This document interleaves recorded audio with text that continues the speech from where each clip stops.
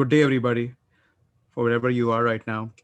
Good morning, good evening, uh, and good day. Today's enterprises are under pressure to keep pace with digital transformation initiatives to fend off the increasing number of business vying for market share. All that has multiplied exponentially in the past 7 to 8 months with the risks of the pandemic and the changing work environments of various organizations. From big data to IoT to serverless organizations are increasingly turning to application modernization to outpace and out innovate competitors. Still, most organizations are forced to spend far too much time with keeping the lights on to support legacy applications and outdated infrastructures rather than being able to focus on strategic initiatives. The silver lining is that the CIOs and the CISOs have a part to future successes. And the part starts with categorizing as to what's important, what's not, and keeping in pace with the changing needs of the business and the ever evolving threat landscape. My name is Farooq Naiyer. I am the CISO at ORION, which is a not for profit research and education network for the province of Ontario in Canada. But I'm fortunate enough that I have an esteemed panel who represent the security leadership of the continent of Africa. The topic for today is a pretty interesting one, which is about top CISO challenges and security matrix beyond the COVID-19 era, insider threats, budgets, KPIs, and KRIs. So we're going to be touching on some really important aspects in terms of how the future looks like and what it holds for us. I will start off with introducing our esteemed panel, and then we'll dive into the conversation. So I'll start off with Osama to introduce himself and tell us about himself. Hello, everyone. Good day for you all. And I've just introduced myself like 30 minutes ago. I'm again the same person, Osama Hijji, or Hijji, as we pronounce it in Arabic. I'm the technical director for IP protocol, a system integrator in Egypt, and as well the chief information security officer of GEA Group.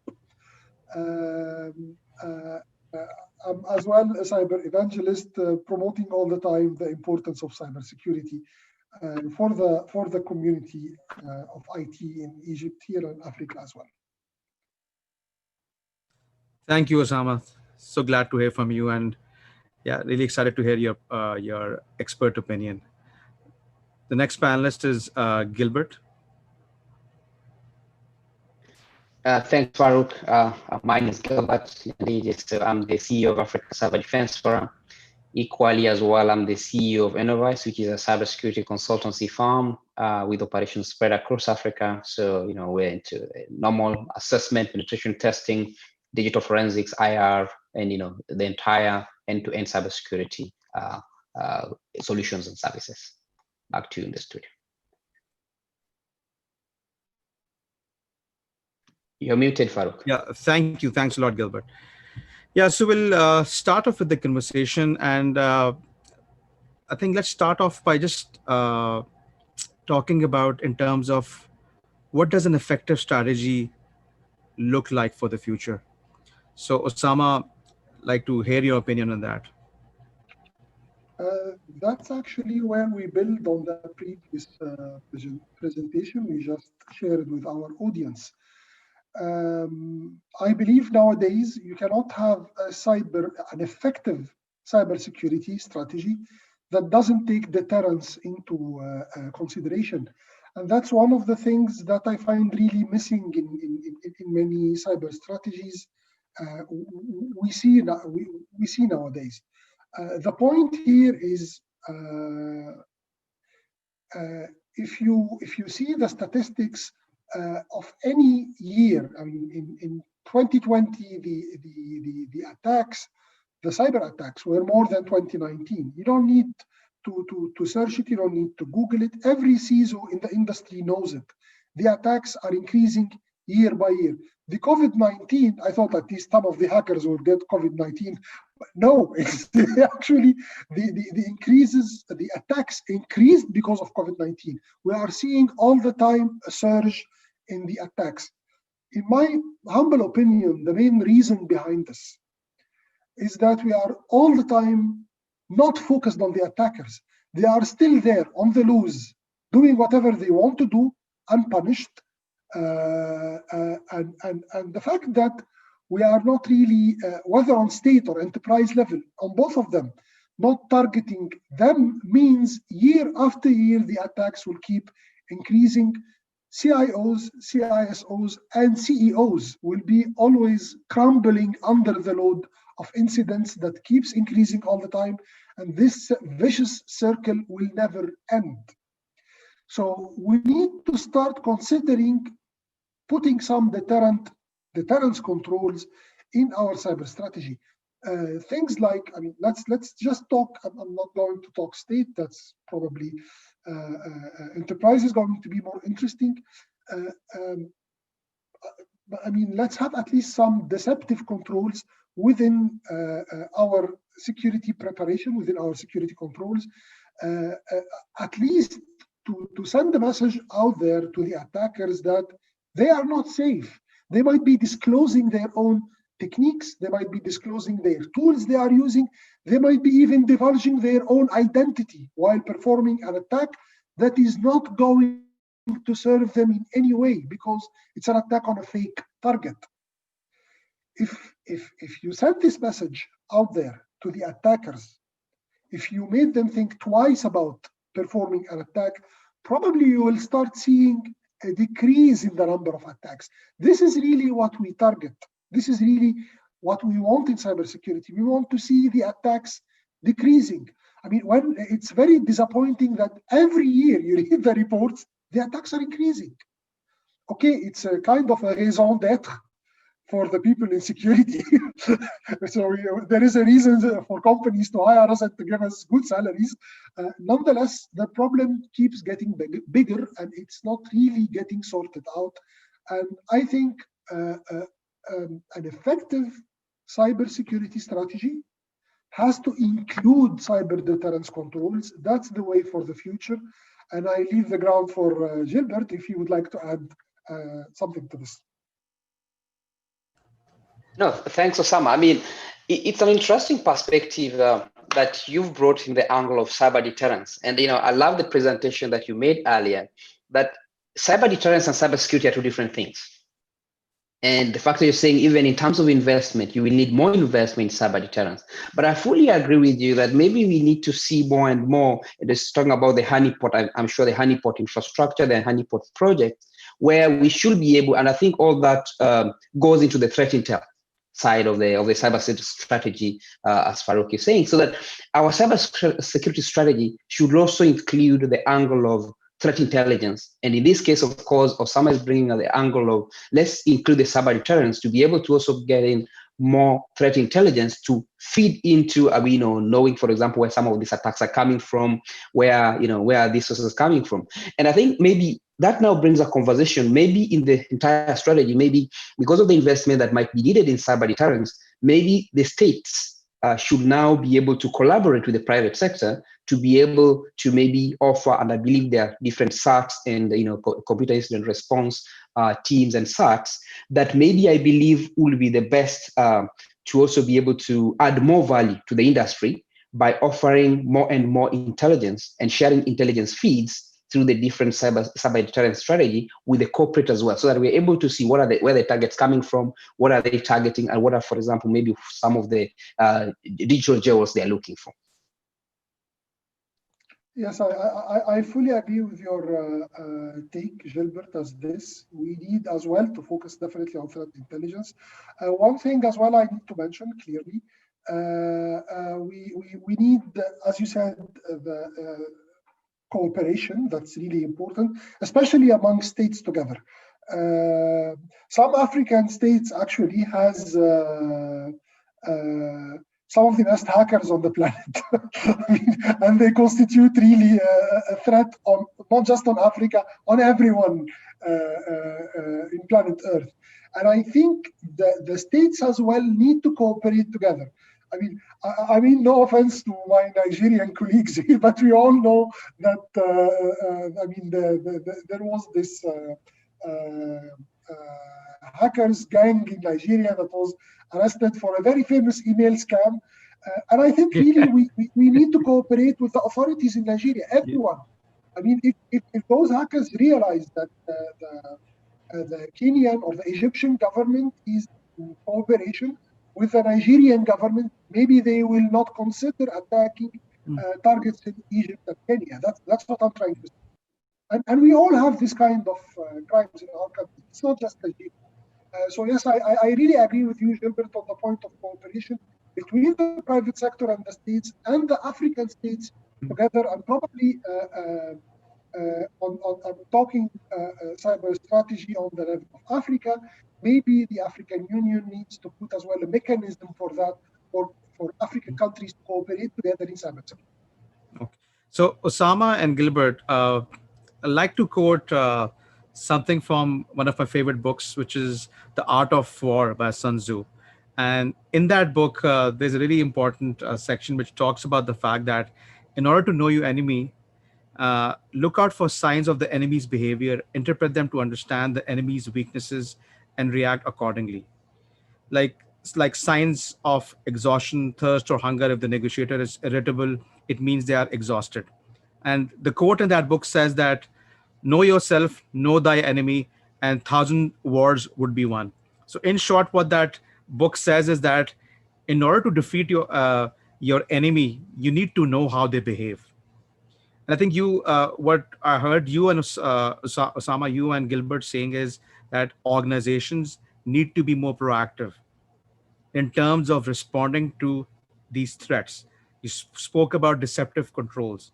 You spoke about more active threat sharing or sharing of threat intelligence. It means you're talking about certs or organizational certs or the certs representing countries to have more active cooperation.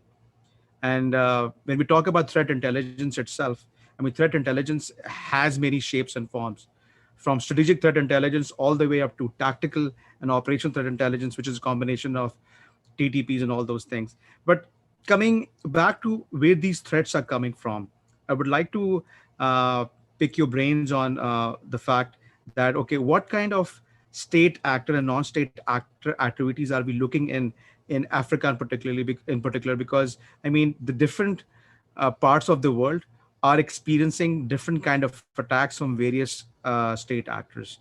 So could you just shed some lights on what kind of state actors you're dealing with, what kind of behaviors you're seeing on the state actors and non-state actors front, and what is being done to counter all that? So Osama, what's your take on? From my perspective, I mean, I live in Egypt, and we are seeing both kind of threats happening here as we speak. The state-sponsored attacks and the usual basically right now, financially motivated attacks happening in the entire region of North Africa. And I think it would be safe to say that because of belonging to different political circles, North African countries probably are seeing a bit of a different threat landscape than the one in Central and Southern African countries. Egypt, just as an example in this, Egypt is part of an ongoing cyber war. It's a political thing, but I guess it's known to everyone. Egypt is allying itself with Saudi Arabia and the Gulf countries, and consequently, it's in the range of fire of the opponent of these countries, which is basically Iran, and as well some of the other key players in the region. So we are seeing in Egypt in particular a huge jump in state-sponsored attacks, not just from Iran, by the way, but as well from other countries in the regions like Qatar and Turkey. On the other hand, the attacks that are the usual attacks, I would say, that the non-state-sponsored attacks, they are increasing. I guess they are increasing as well, but they are increasing at the normal rate. There isn't really any unexpected spikes. So they increase it by, let's say, 10% in the world, 20% or 100% in the world. They increase it by the same rate in Egypt. But what we see differently here in Egypt, and countries, by the way, like Libya as well, are in the same. It's another North African country. They are in the same situation with Egypt. The state-sponsored attacks increased very much beyond the normal rates around the place. So the threat landscape for us in Egypt, at least I would say the North African countries, is really changing. We are witnessing a surge that is not the same compared to the rest of the world in state-sponsored attacks. And there are actually some specific industries that are coming under attack. In Egypt, for example, one of the industries that is becoming increasingly under attack is the oil and gas. Typically, when state-sponsored attacks used to be at its norms, banking was actually the preferred target of the attacks. It makes perfect sense.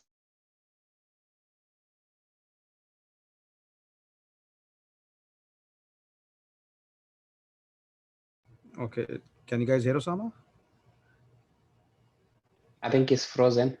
Maybe we've lost it. Okay, so while his screen is frozen, Gilbert, you can probably weigh in while we wait for him, and then we can join us back. Sure. No. Okay. So I think it's the same. Just to pick up from where Osama was developing. Osama, are you there? Should we? Okay. Should I go ahead? Yeah, please go ahead, and we'll patch him in once he's back. Yeah. Sure. So what I'm saying here is that just developing on what Osama was developing is that you see the threat landscape in Africa is changing, and there's no doubt that it's going to change. But when it comes to the threat, or rather the state-sponsored actor, the problem that we face is issue of attribution. That's number one problem. How do you attribute these attacks to one X or Y country? Now, the number two is, for example, I'm sure you're aware of the latest study.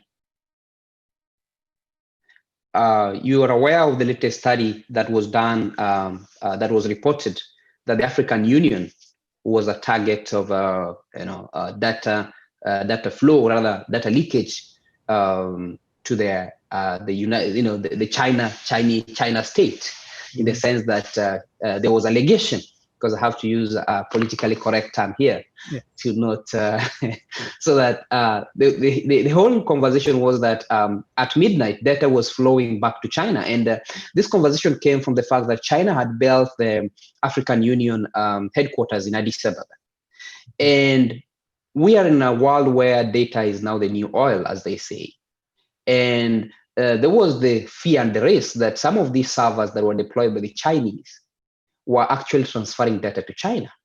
And that is a very, very huge threat, if you can imagine such a thing happening to a state, or rather maybe an institution that represents African countries like African Union, where maybe let's say they are in assembly and another state is able to have access to this information. It's quite serious allegation, or like quite a serious information to have. It is quite threatening. But also the angle of, Africa hasn't had, you cannot pinpoint at this point. It doesn't mean it's not happening.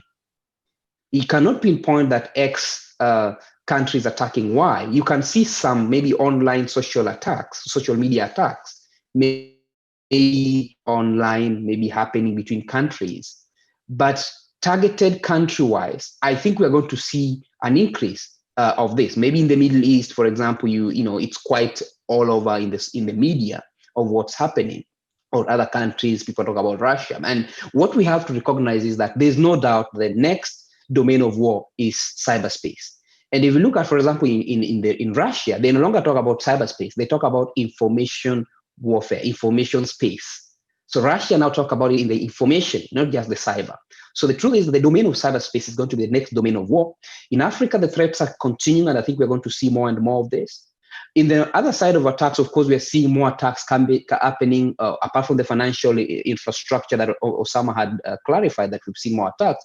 But now we are seeing also healthcare, where some of the attacks are also targeting healthcare, our healthcare infrastructure. And of course, the COVID-19 pandemic was one of them, where we were able to see some of these attacks, targeting institutions of, healthcare. And I think you are going to see more and more, apart from only the financial institutions being the major targets, but of course, we are going to see an expansion both in the healthcare and as well, of course, to also maybe now state-sponsored, where maybe states are now going to be able to launch their capabilities and arsenals, to maybe be able to just, achieve their goal, whatever, is it economic or political.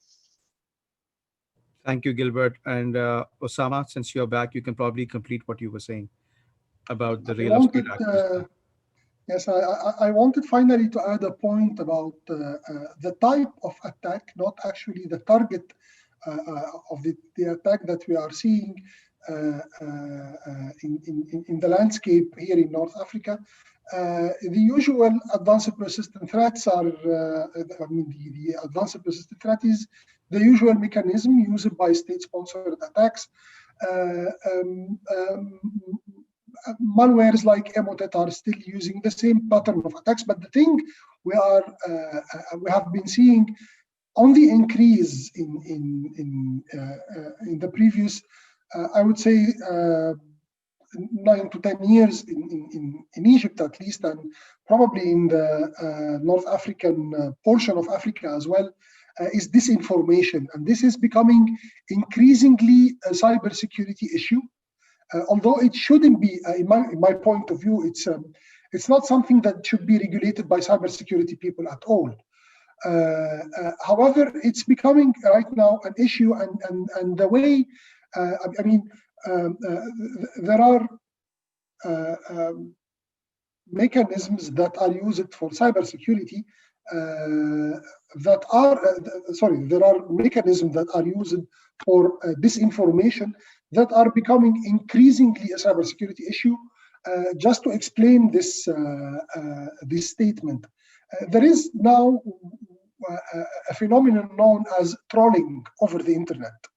So what is trolling exactly? Trolling is, I will send a piece of information out there on the internet saying that, I don't know, that the moon is flat.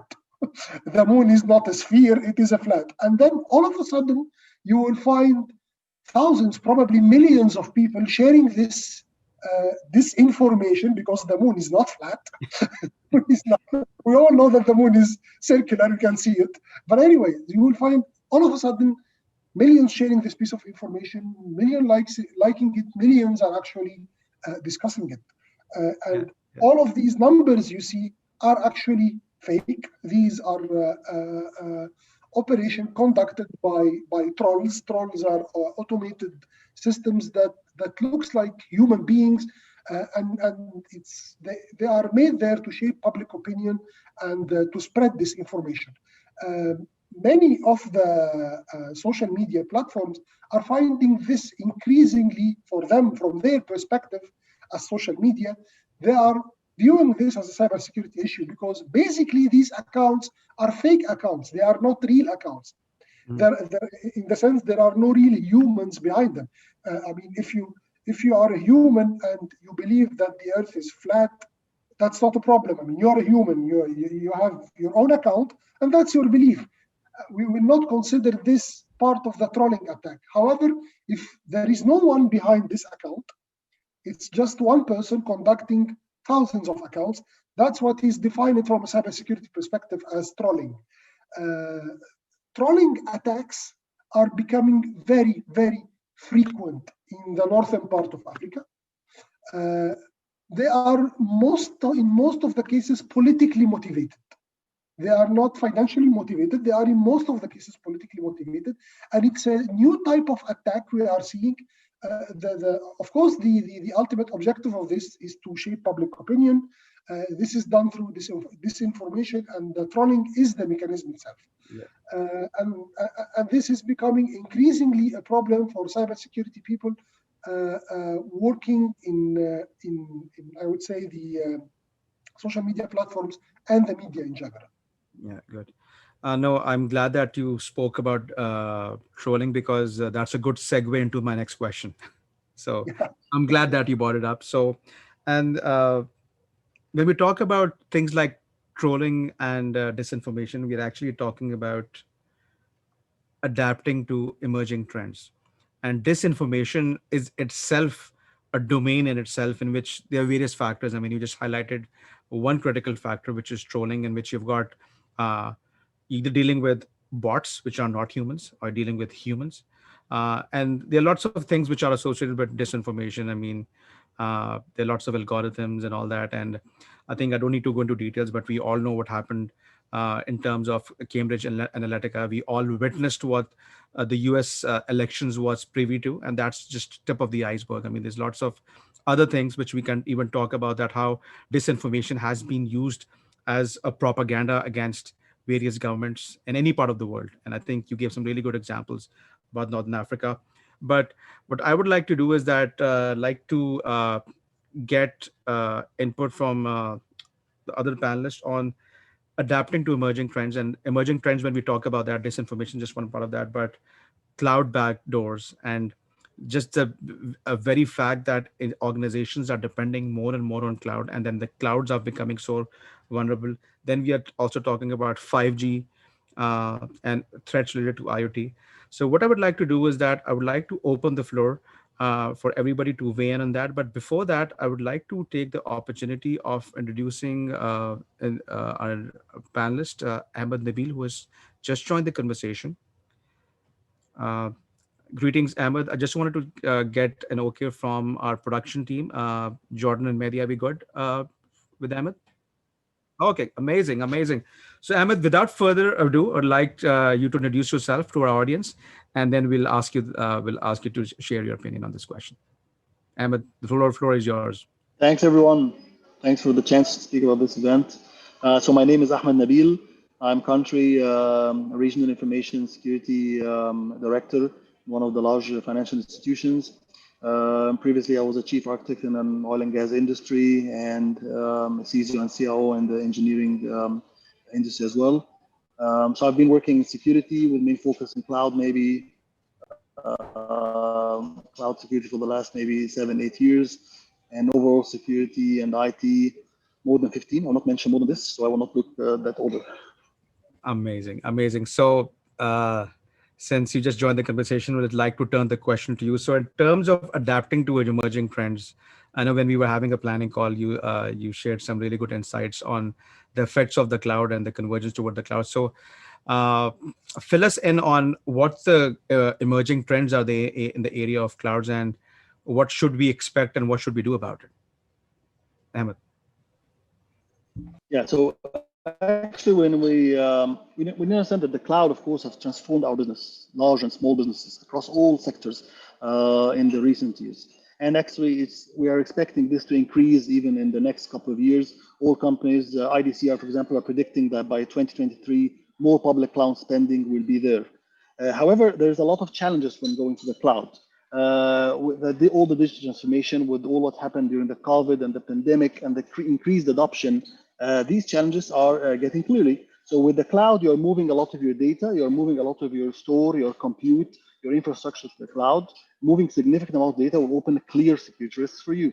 And then some business sometimes fall in the trap of thinking that once the migration is done, the security risks are overcome, are done. Once we're moving to the cloud will take care of everything, which is not true. So we need to understand about the cloud internal threats. We need to consider things like the third-party threats when dealing with the cloud. We need to think about the AI, the data. What are you going to do with our data? The insider threats about this, the clear pickup of the cloud, because it's kind of a win-win and a long-term partnership with you and your cloud services. So these are kind of threats that we need to think about when moving to the cloud, for example. Thank you, Nabil. Thanks a lot. I think with that, I'd like to move over to Gilbert. Gilbert, what emerging trends you want to talk about, and in terms of how it impacts the future priorities of the CISOs? No, thanks Farooq, and thanks Ahmed for the great contribution. Now, I think just to develop from where Ahmed has really, brought the conversation, people are moving into the cloud, and it's very interesting where now we're looking at, okay, yes, we've moved to the cloud. Yes, we see people are adopting maybe the hybrid model where still, of course, not 100% to the cloud. More so, if you look at the banking sector, we are going to see more a progressive approach to moving to the cloud. But again, the issue that Nabil has talked about, for example, there's a very, very important element where do we lie the responsibility to?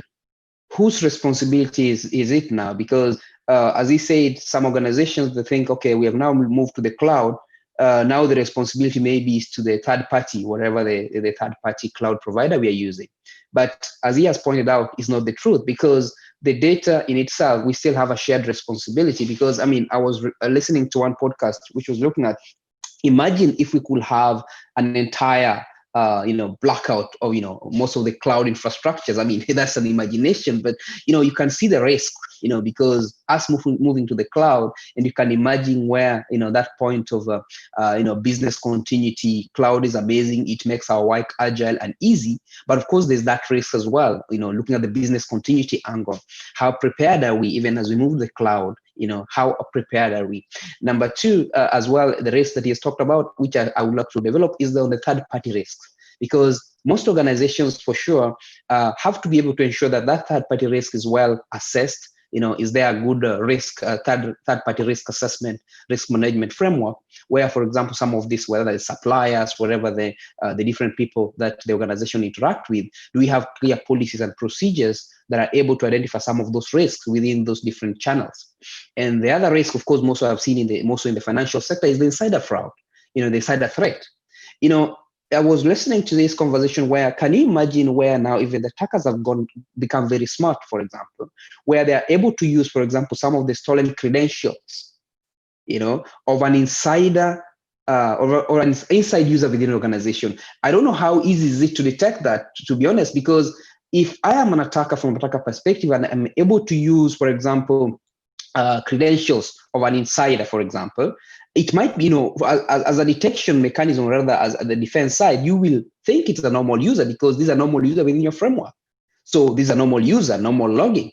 And I think that's where now even you see the attacks coming in, where now the hackers themselves are now realizing that either be it through collaboration from internal insider threat, or be it also from the angle where you have access to the insider information, for example, a user, be it maybe stolen credentials, you can easily be able to use them. Now we're talking about people logging through, different platforms where you're able to access your email from home. Just give the different platforms without mentioning the different vendors, but there are platforms that allow you to be able to access your email from home.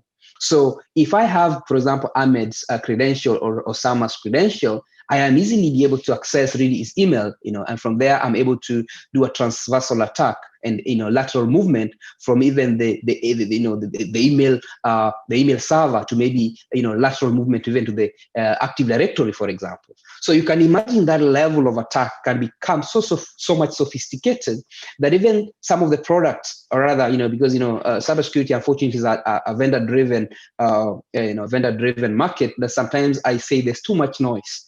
Too much noise. Everybody's, solving AI, ML, everybody comes to you as a CISO, there might be a lot of fatigue, but you realize that sometimes is that these threats that are most of the insider threat, and the way the attackers are getting smart, another angle, of course, where the attackers themselves are now using the AI, for example, artificial intelligence mechanisms, where if they realize, for example, if they launch an attack and it's detected through different mechanisms, whatever in AI, machine learning models, they're also able to also use them because there are available technologies to everybody. So those, to me, are the angle or rather the threat we're going to see, where the attackers are also going to get smarter.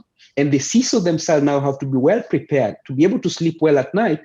Don't just pick next technology that comes, that is going to prevent, to protect your critical infrastructure. So you have to be able to assess all these threats that are coming out, both in the cloud, both insider threat, and as well with regards to credential theft as well. Back to you. Thank you, Gilbert.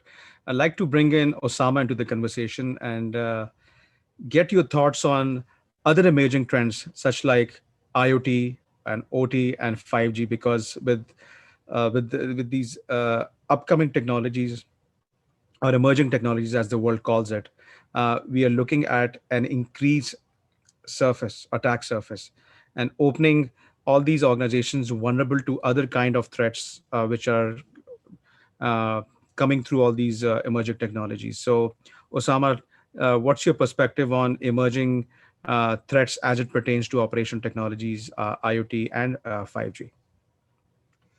Just a point about the previous subject of discussion, if you allow me, Farooq.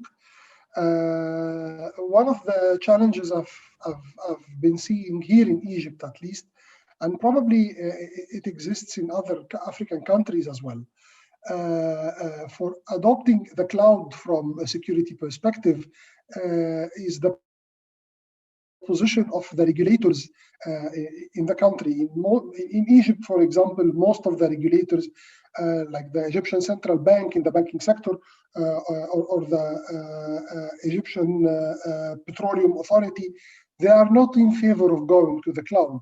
And the main reason behind this is that they do not like the idea that the data is stored out of the legal jurisdiction of the Egyptian state. So it's not a matter of cybersecurity, it's a matter of legality. And one of the things we really need all to think about, because I believe many of the African countries, regulators in all of the domains, telecom domain, banking domain, they will have a similar problem. And for the third parties, for the vendors of cloud technology, this probably means they need to have they need to have some nodes in Africa to mitigate this kind of problem. And at the end of the day, this is it will come down to, and it will come down to as well having the proper infrastructure if we really need to have some proper cloud hosting within Africa, which, by the way, we do have. I mean, when I see the map for fiber optic cables taking the round of Africa, there is there is a lot of fiber infrastructure in Africa, data centers as well. Now back to the point you have just mentioned, the IoT landscape change and its effect on cybersecurity. This is one of the things that banks have been historically suffering from. I believe the IoT, the Internet of Things, is part of a bigger landscape called operational technology. Internet of Things falls under operational technology. We usually use the term operational technology for everything that is not information technology. I mean, that's, if it's not IT, then it's OT. It's as simple as that. So industrial control system, Internet of Things, all of these systems that are becoming increasingly IP-based and connected, they are entering the landscape of cybersecurity, and they are becoming a challenge for CISOs as well. Most of the banking CISOs now, they have to consider the security of the ATM machines, and they have to think of what if someone disconnected the cable from the router to the ATM machine and plugged it into his own laptop and started to enter our bank network as an ATM machine, and he's an attacker, and that machine is in the street. I mean, anyone can do that. CISOs in the banking sector, they started to think of this like 6 or 7 years ago. It's not new to them. The problems that are caused by adopting operational technology are now becoming a pain in the back of cybersecurity people. This is even increasing now, especially in the energy industry and manufacturing industry as well, because most of the industrial control system nowadays are IP-based and are Windows-based as well, like the famous SCADA that was hacked in Stuxnet, very well-known attack. So the conclusion of this, yes, operational technology is now part of what CISOs, Chief Information Security Officers around the globe, needs to take care of, each in their own industry. And by the way, I think the main differentiator right now between CISOs is this. I mean, if you are a banking CISO, you are very acquainted with the multiple operational technologies used in banking, which are completely different from energy and manufacturing sector, completely different from other sectors. So that's what differentiates you as a banking CISO. Not the IT systems, because the IT systems are basically all the same in all the industries, but the OT systems are different. And the OT landscape, that's the new pain, is increasing and is very, very, very not secure.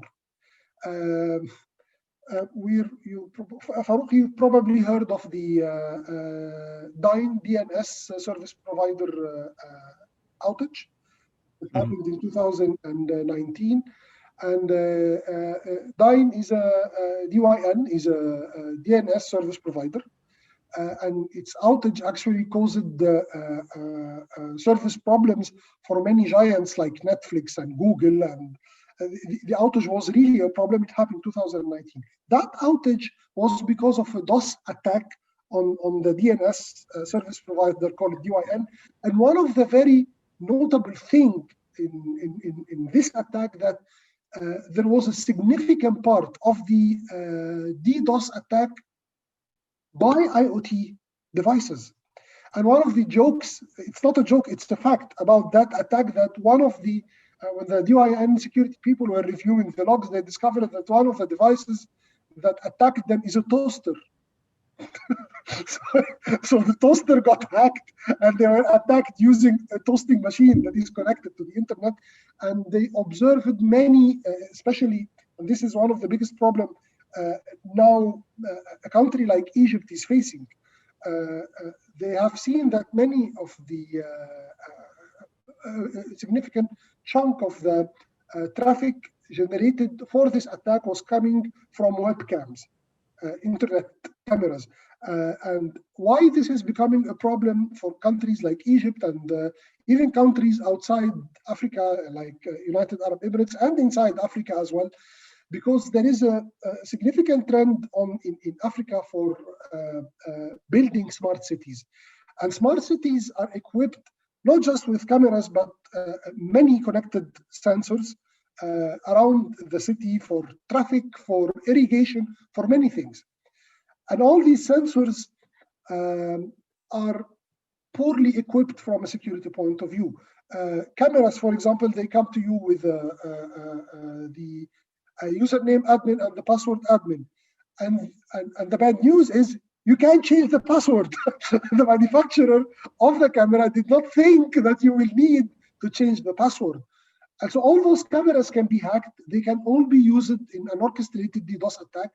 And tools like Mirai, for example, which is used to orchestrate attacks, can very, very easily scan for webcams that are from a specific vendor or a specific model that are known to be difficult to change their administration password, include them in their botnet, and sell this capability for anyone who wants to perform a DDoS attack. So I think one of the major things CISOs need to consider, whatever the discipline is, I mean, you're a CISO of a developer building a smart city, or a bank that is not just buying ATMs, but as well buying IP cameras for its own physical security. You really need to consider the quality of the technology you are buying when it comes to IoT devices. One of the, because the basic problem right now with the IoT devices is not that they are not just not secure, but they are not as well, how would I say this? They are not corrigible. If you have an administrator account that has admin as password and you cannot change it, probably you should have not bought that camera in the first place. Yeah. So CISOs really need to consider the quality of the equipment they are buying, and they need to apply really the very basic concepts. Can I change the password of that device?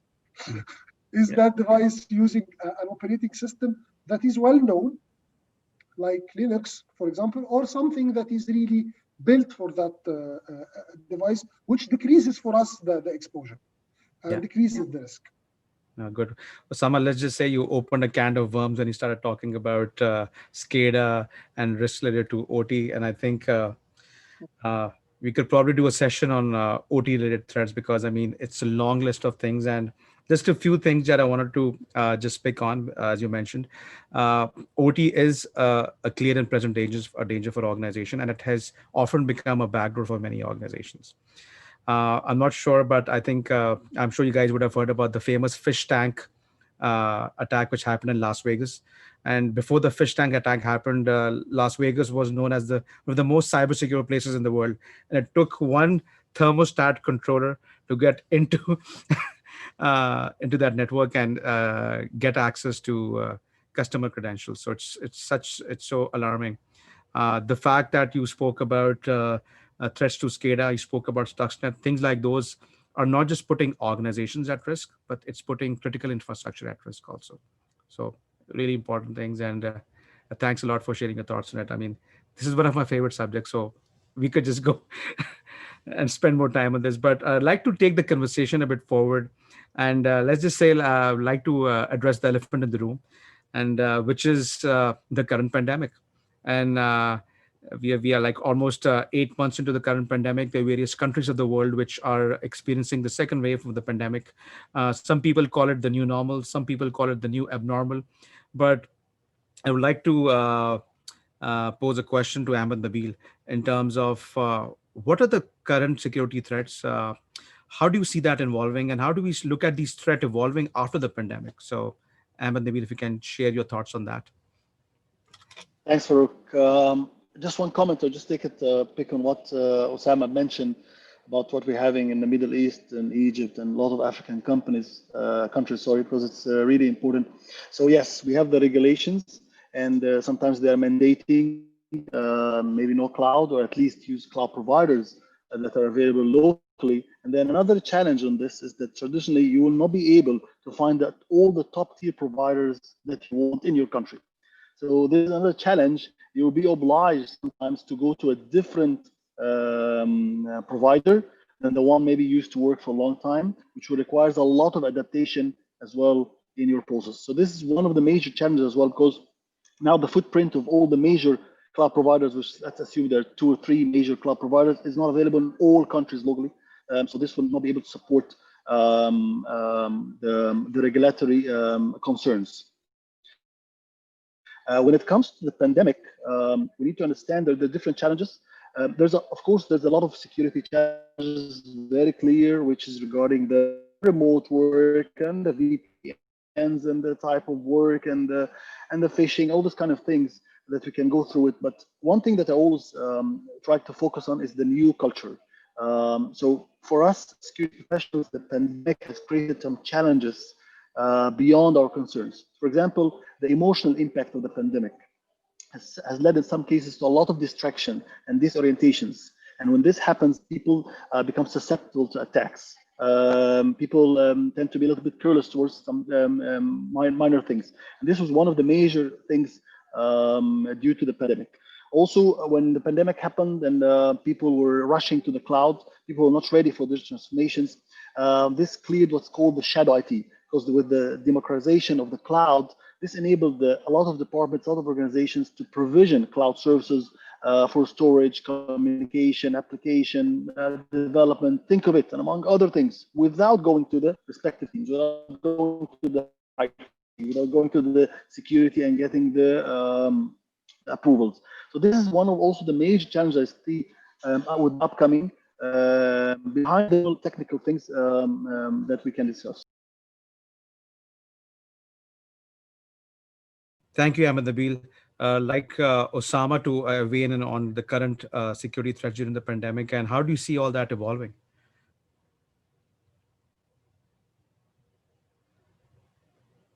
From my perspective, I consider the pandemic, as you described it, Farooq, it's the new normal, not the new abnormal.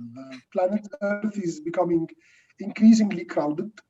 The human race, the Homo sapiens I talked about in my presentation, used to be something around 20 million. Now they are about 7 billion. So crowded is what marks the age we are living in terms of humans. And this is definitely going to cause more pandemics. So I'm not sure COVID-19 first and second wave are the last thing we will see in this context, which means for us in cybersecurity that remote access is going to be the new normal. Many firms in the United States, in particular, they had this paradigm shift. Why do we have headquarters consuming energy and furniture, and why we are spending all this money? Maybe the right thing in the IT industry in specific. I'm not saying that banking will do this. I mean, at the end of the day, banks need to have headquarters, branches, and stuff like that. But IT companies like Google and Apple and even IBM and these companies, Microsoft, they started to think why we have these headquarters, why we have these offices. Maybe we should remain forever working from home. So for us in cybersecurity, we will see a surge in remote access with all the associated threats with remote access. So remote access is nothing new to the cybersecurity people. It's volumetric size that it's going to be a challenge, but the threats associated with it are nothing new to the cybersecurity folks. On the other hand, one thing that is going definitely to increase with the pandemic mode that humanity will be living in, I believe in, because it's the new normal in the future. It's the point highlighted by Ahmed right now. The attack on information. We are all the time in need to know what to do. We've learned a lot from the first wave of COVID-19, but when the second wave happened, it's as if we know nothing about COVID-19. And people are continuously trying to get as much information as they can. And in this context, attacks happen. Because yes, we have an appetite for information, we are looking for it, and there is really no source of information you can trust all the time. So whatever information you are getting on WhatsApp, by email, anyone registering a domain, call it Covid-19, blah, blah, blah, dot anything, and sending you phishing links, you will be definitely clicking those links, clicking them in WhatsApp, clicking them in instant messaging, all social media, and you will be falling in the trap. So we will definitely witness a surge, an increase in this, and it's already happening. There is one of security firm that actually published a statistic about how many domain names, phishing domain names, are registered on a daily basis during the COVID-19 crisis. They exceeded 4,000 on a daily basis. All of these are phishing domains registered on a daily basis. Imagine this during the whole pandemic period. We will definitely see an increase in this. And I'll get you back to the point of cyber deterrence. We really need to know who is behind this and put an end to it. No, thank you. I would comment also. Sorry.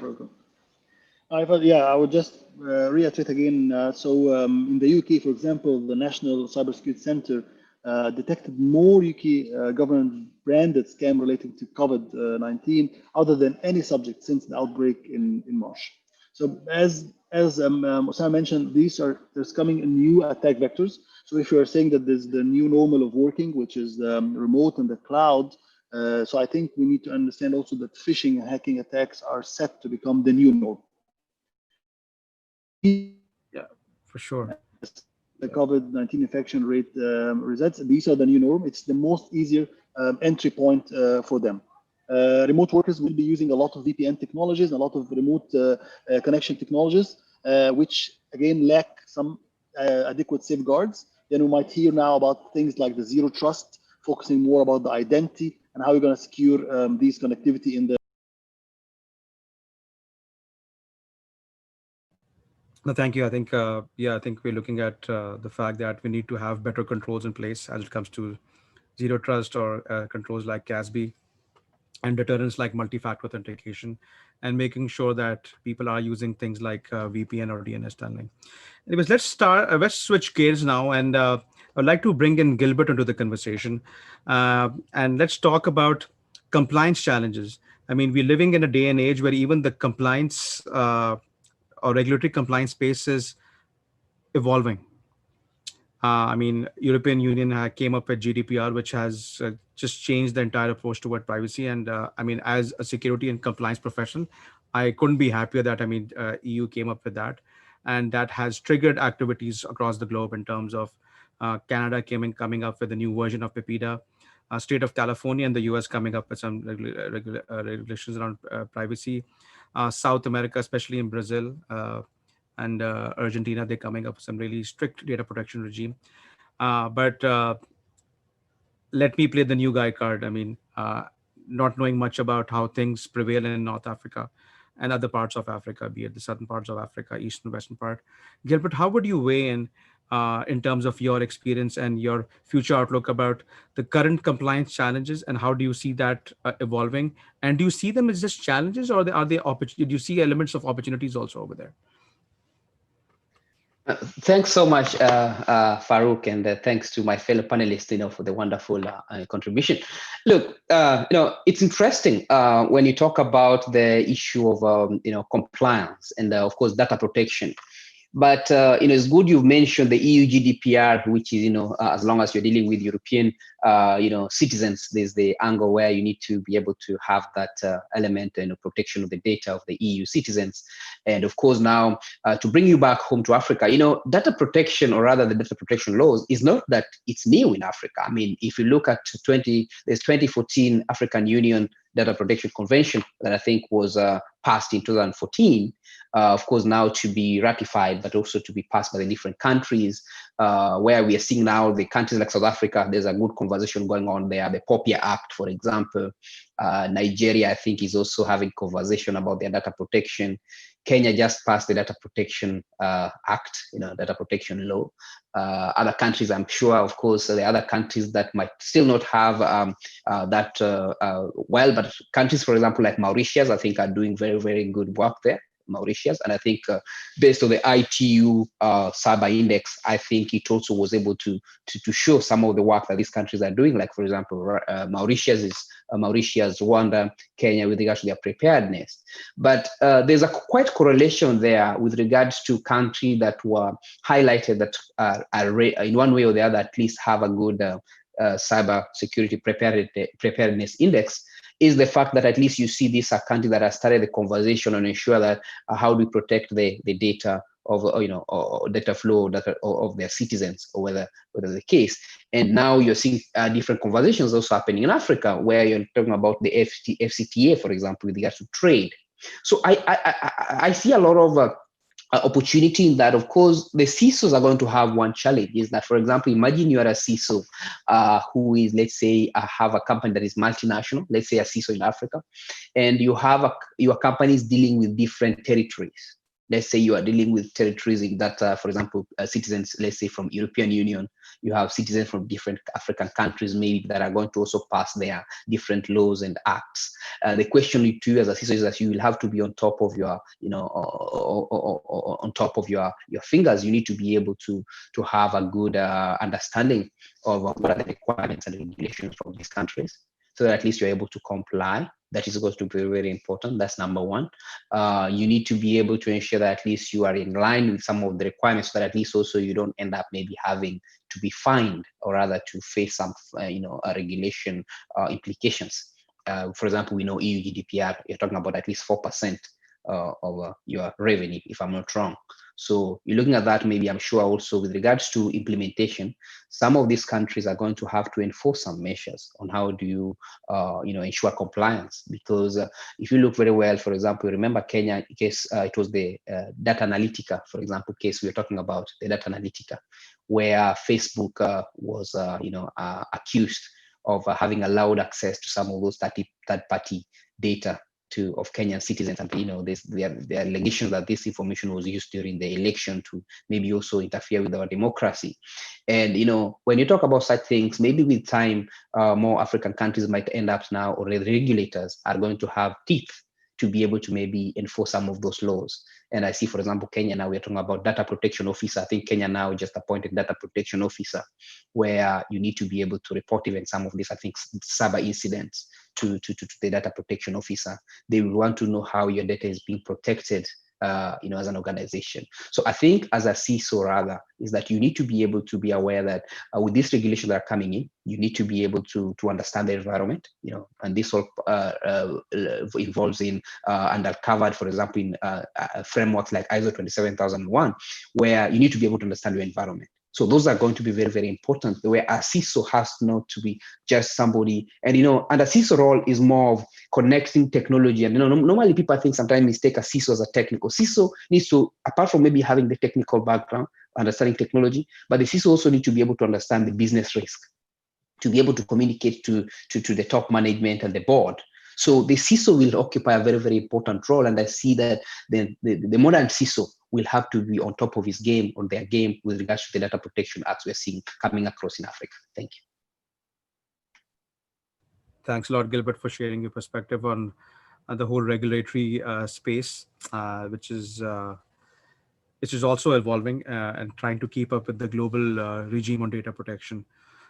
Osama, you have been associated with the banking sector for quite some time, and I'm sure the banking sector is also coming up with regulations around cybersecurity, privacy, and data protection. So, how do you see that the regulatory compliance landscape changing in terms of the financial sector and some other industries in Africa?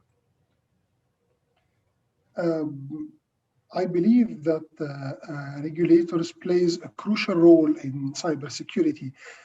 In my opinion, at least what I've seen in Egypt, and I would say it is probably valid for the rest of Africa. The main motive for most of the institutions of taking the security controls to a new level is actually compliance. When usually the risk appetite of even the banking sector, for example, in Egypt, before the Central Bank of Egypt asked clearly in a regulation that all the banks need to have a security operations center. When this was left to the appetite of the organization, we didn't have in most of the banks a security operations center. And I really think that the regulators, I really encourage the regulator to play an even increased role in promoting security controls within their industries. Because this has proven to be, at least in a country like Egypt, that this is the main motivation beyond improving security in most of the institutions. They need to be compliant. The state understands. And it's really important that it's not enough that only the business understands the risk. If the government as well understands the risk, then we can move forward. But if only the enterprise understands the risk and the government doesn't, it's really difficult to move forward. So to me, the regulators are a key driving force beyond improving cybersecurity within enterprise. And I would like to see them actually expanding this role, doing more of it. At least in the North African countries, we've seen lots of change happening in data privacy when the GDPR was issued in Europe. It did reflect on North African countries with branches of companies, of European companies operating in North Africa, and it did improve their security. I tend to from experience, I tend to differentiate still between compliance and security, because there was this, I would say, incorrect idea that the more you are compliant, the more you are secure. I'm not saying that compliance doesn't increase security. Yes, it does. And I actually begged for this 1 minute ago, okay? But what I'm saying is that compliance is not the only mean for security. At some point, just to give you an example, most of the banks were, I think, out of strict marketing perspective and to please Visa and MasterCard as well, in order not to incur penalties and charges, they started to be PCI DSS compliant. However, being PCI DSS compliant means means you secured just cards information. What about the rest of the information? Yeah. I mean, a bank has way more information about his customers than just the card information. So everyone become PCI DSS compliant. I mean, not everyone, but I mean, many banks were really interested in getting PCI DSS compliant, and they forgot about the rest. I mean, and they invested their security budget in this. While if you had some security controls that secure all your data, not just the card data, that doesn't really amount to what PCI DSS needs, probably you would have raised the bar way more than implementing PCI DSS. So I need us to be a bit balanced when we think of compliance.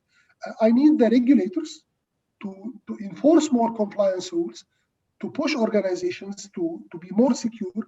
And in the same time, we need institutions to understand that they have a job to do in terms of security outside from compliance perspective. That if you don't need someone in 2020 to tell you need to have a SOC.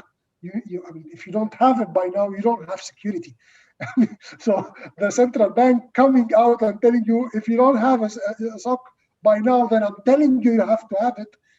That's not really the right approach to security. The right approach is you need to consider the risks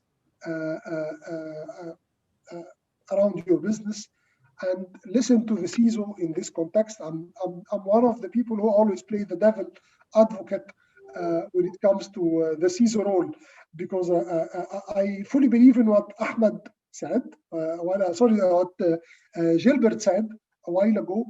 Definitely everyone reporting to the CISO, to the CEO, the Chief Executive Officer, need to talk business. The Chief Risk Officer need to talk business. The Chief Operation Officer need to talk business. It's not only the CISO who need to talk business and understand it. However, I don't think that it is proper in 2020 to have a CEO that doesn't understand cybersecurity. I'm not talking here about understanding the importance of cybersecurity. No, I'm asking the CEOs to understand cybersecurity. I've worked for a bank, and I've noticed while attending the executive committee of the bank that everyone in the C-level understand the laws regulating the banking operations in Egypt. Everyone knows the law by number. It's the law 131 in the year 2009. They actually remember the phrasing of the law. So and at the end of the day, they are all business administration graduates. They are not law graduates, but they know the law because it's the law governing the banking business in Egypt. So why you don't know a bit of cybersecurity? I'm not asking you to be at the same level of the CISO, but at least you need to have a minimum so you can be able to talk to him, because there are things that are technical that you really need to know. So I want this obligation that I need to understand business to be mutual, and the CEO as well need to understand cybersecurity. That's the last thing I'm going to say, Farooq. In a domain like banking, in an area like banking, nowadays more than 90% of the banking transactions are delivered through information technology. ATMs are basically Windows machines. Mobile banking, mobile wallets, internet banking, all of the, even phone banking, all of these are information technology. How come you are a CEO of an institution delivering 90% of its service through information technology, and you have no idea what are the risks around information technology? I'm asking you to have a minimum. So whoever is choosing CEOs nowadays,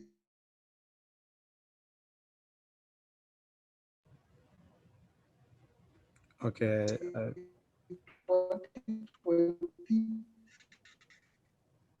minimum literacy of cybersecurity, just the same way a CEO, a CISO.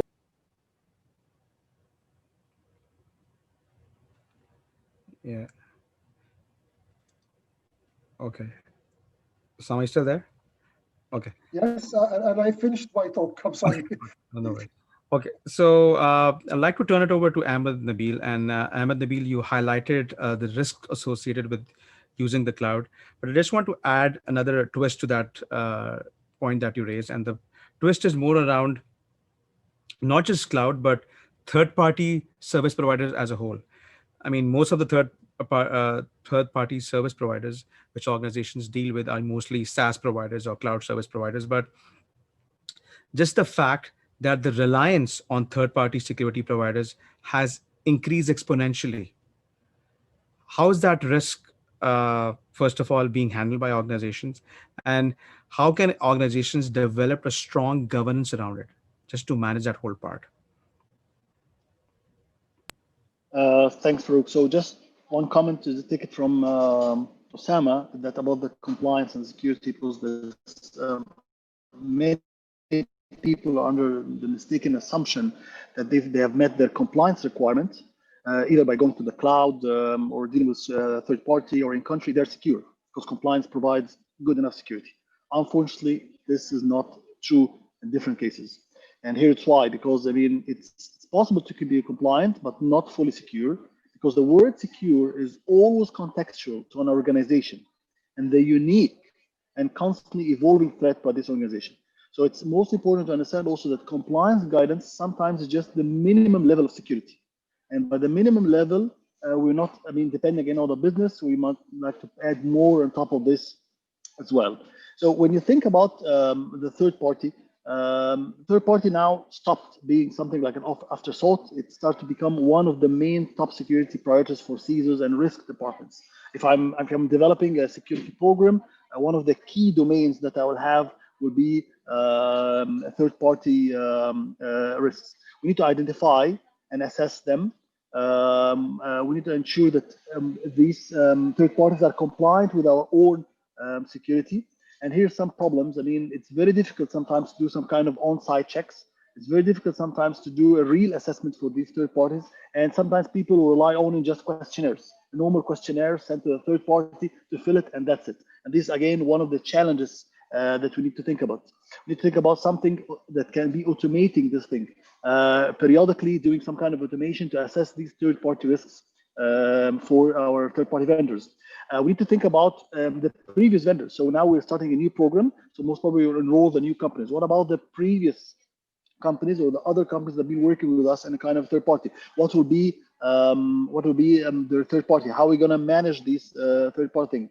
And then when you think about the cloud and the problem with the cloud, and one of the major challenges when it happens with third party, that sometimes, especially if you're a normal organization, even a big organization, you're not able to assess the risks in the cloud.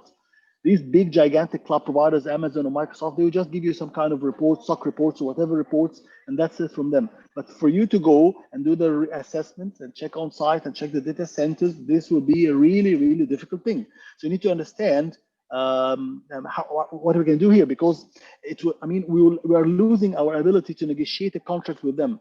There's the term of service. Here in the term of services they dictate some kind of security roles and responsibilities. And again, back to what Gilbert mentioned about the shared responsibility. So regardless of the third party, regardless of the provider, if I'm sharing my data, for example, I need to take the appropriate measures and controls to ensure that my data is protected, encrypted, whether in transit, storage, and whatever means. So these are kind of challenges that we are dealing with third-party assessments, for example. For you, Farooq. Thank you, Ahmed Nabil. Gilbert, how would you weigh in on this? I mean, managing the risks around third-party service providers and having a strong governance around that. Yeah, no, I mean, it's quite clear. I mean, this is a conversation that is there all along, and is a challenge. Third-party risk is a huge challenge because, can you imagine, for example, being compromised from your, when an attacker, access, for example, your from your cloud provider perspective? Who takes the blame?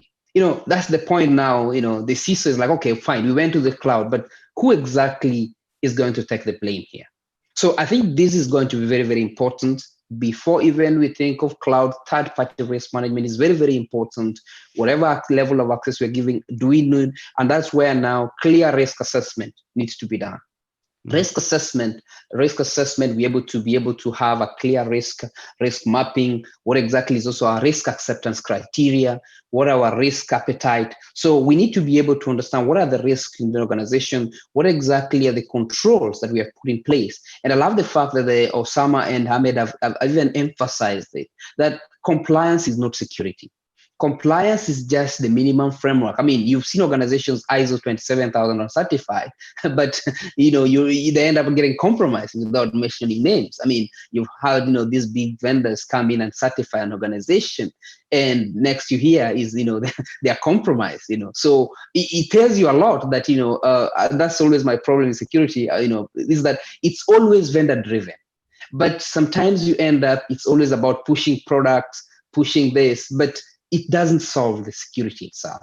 And if and that's where the conversation in the industry has to come. And it's good we're having such platforms which are not vendor driven in one way or the other, so that we know that there's a challenge, and we need to be able to have solutions and right control. I mean, I've seen organizations achieve quite full security without being ISO 27001 compliant, and I've seen even organizations deploy the use of open source technologies without having to invest in huge, gigantic budget, and they'd be secure. So there are different frameworks and different tools that you can be able to use. I mean, I'll give you a simple example. For example, if you run, for example, an Nmap scan on your network or maybe OpenVAS, you're really having a clear understanding of your vulnerabilities. It's a fact, without having to invest in a bigger, vulnerability management or assessment tool. I mean, that doesn't require huge investment, to be honest. So I think we need to understand that, security and compliance are two different things, and we have to ensure that part of third-party security risk is quite well assessed, and that becomes a huge problem and a lead focus for the CISO. With that, I close my remark. Back to you, Ahmed. Back to you, Farooq. Thank you. Thanks a lot, Gilbert. We are at the tail end of a conversation. I would like to hear some parting remarks from everybody. And my question to everybody is that how do you future-proof the CISO of today? How do you make sure that CISO of today is well equipped to respond to the challenges of tomorrow?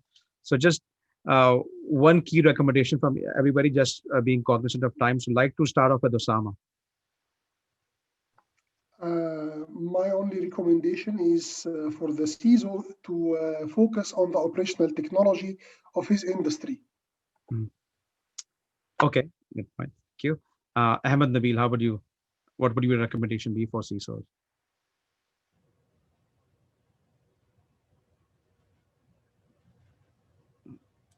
Ahmed, you there? So my own recommendations to CISO level is business focused.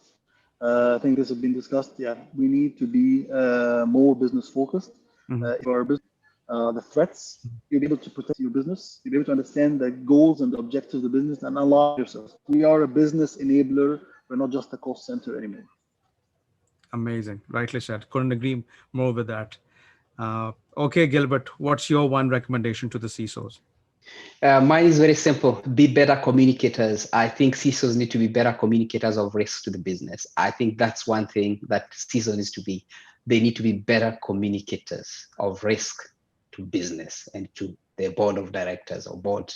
They need to be better communication. And of course, last one, continuous improvement. They need to learn every single day. Thank you. Amazing. I think there's lots to take away from our discussion today in terms of building better communication, having a more business-focused approach, making sure that you are continuously improving yourself, and making sure that you are adept to the changes in terms of the business, the regulatory environment.